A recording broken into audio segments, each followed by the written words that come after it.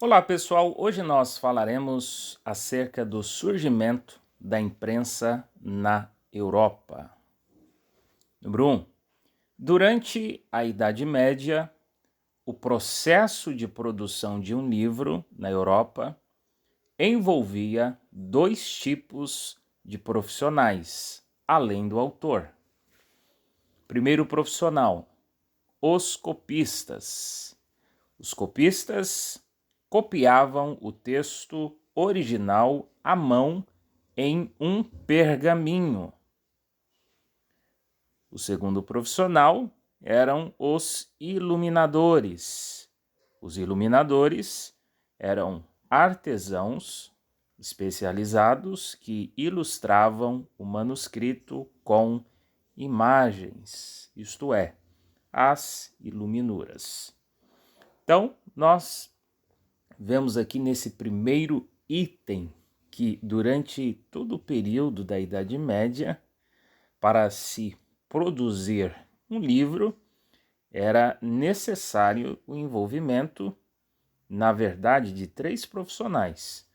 Primeiramente, logicamente, o autor, e depois os copistas e os iluminadores. Os copistas copiavam o texto original à mão, o texto do autor, né? Os copistas copiavam o texto original à mão em um pergaminho. E os iluminadores, eles ilustravam o texto com imagens, que eram as famosas iluminuras. Iluminuras eram imagens da época da Idade Média que ilustrava um texto, uma situação. Então, eram o autor, os copistas e os iluminadores que se envolviam em todo o processo de produção de um livro.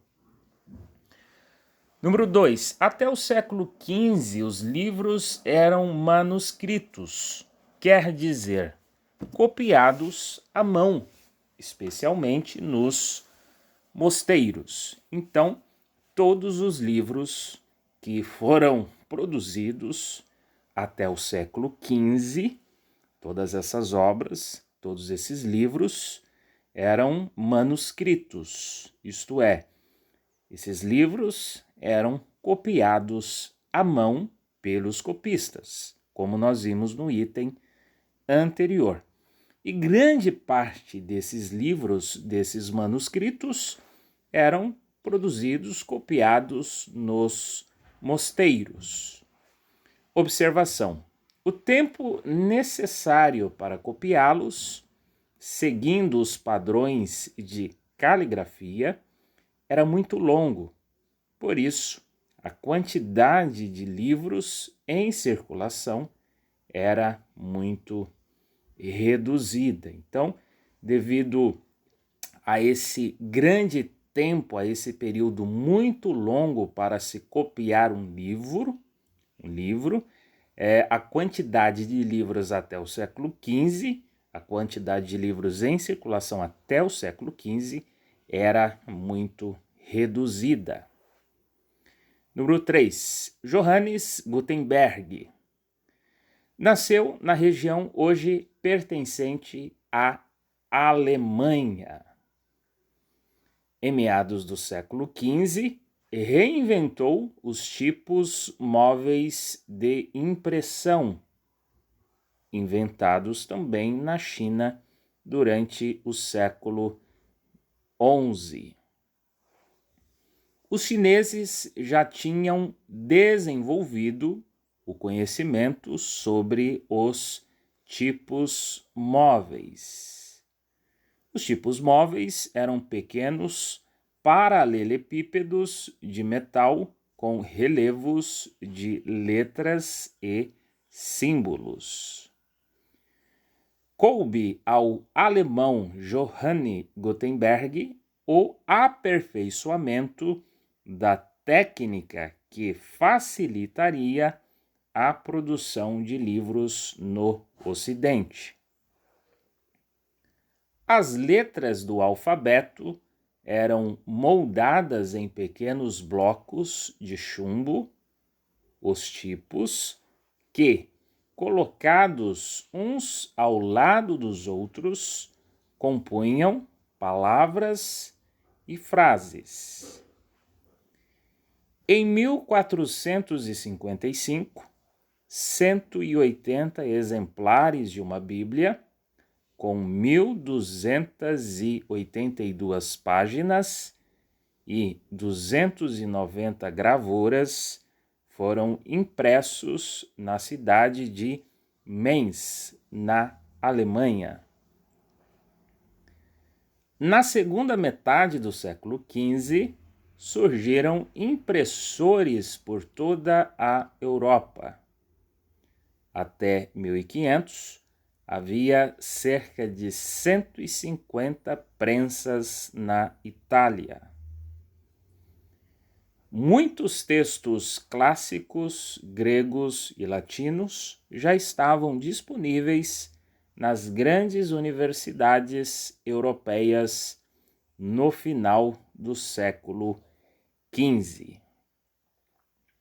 A partir de então, a imprensa tornou possível, com menores custos, a rápida reprodução de livros vendidos em livrarias, feiras e mercados. Então, nós vemos aqui que Johannes Gutenberg, que nasceu na região que hoje pertence à Alemanha, ele reinventou os tipos móveis de impressão em meados do século XV. Ele reinventou. Por que ele reinventou?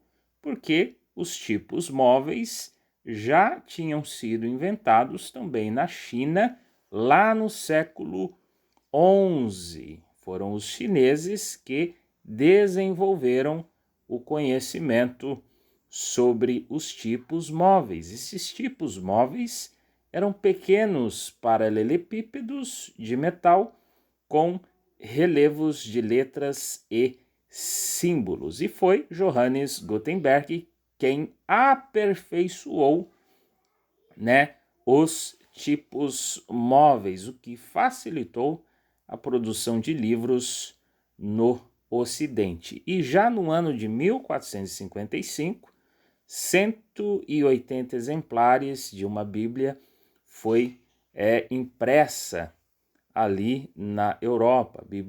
Cada Bíblia dessa tinha 1.282 páginas. Então, nós vimos aqui que com essa invenção, com o aperfeiçoamento dessa impressão, com o surgimento da imprensa na Europa em meados do século XV, no final do século XV, com a imprensa tornou possível a rápida reprodução de livros com menores custos. E esses livros passaram a ser vendidos em livrarias, feiras e mercados.